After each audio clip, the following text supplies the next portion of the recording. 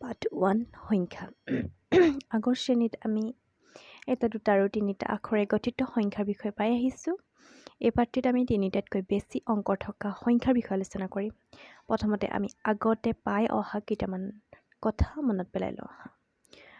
অংক সংখ্যা লিখিবলৈ 0 1 2 3 4 5 6 7 8 9 এই প্ৰতীক বা চিহ্নকেইটা ব্যৱহাৰ কৰা হয়। এই চিহ্নকেইটা অংক বুলি কোৱা হয়। এই চিহ্নকেইটাক কি বুলি কয়? 0 1 2 3 4 5 6 7 8 9 এই গোটেইকেইটাক অংক বুলি কোৱা হয়। যেনে 27 সংখ্যাটো দুটা অংকৰ দ্বাৰাই গঠিত হৈছে। অংক দুটা হৈছে 2 আৰু 7। 358 সংখ্যাটো তিনিটা অংকৰ বিশিষ্ট সংখ্যা। অংক তিনিটা হৈছে 3 5 আৰু 8 নহয় জানো? এতিয়া আমি আলোচনা কৰিম সংখ্যা অংকৰ স্থানমানৰ বিষয়ে।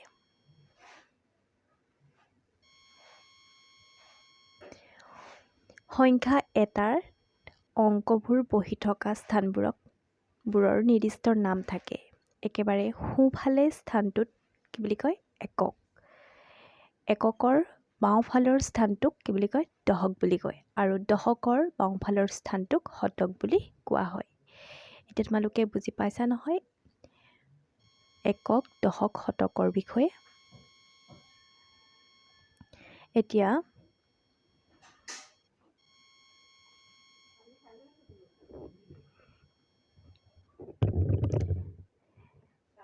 যেনে 467 সংখ্যাটোৰ ক্ষেত্ৰত এককৰ স্থানত আছে 7 আৰু দশকৰ স্থানত আছে 6 আৰু শতকৰ স্থানত আছে 4।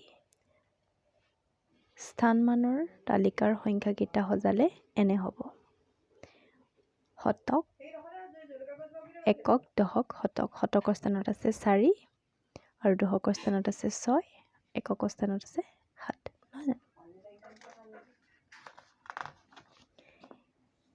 এতিয়া আহিছোঁ আমি ইয়াত 7ৰ স্থানত 7ৰ স্থান মান হৈছে 7টো এককৰ ঘৰত আছে।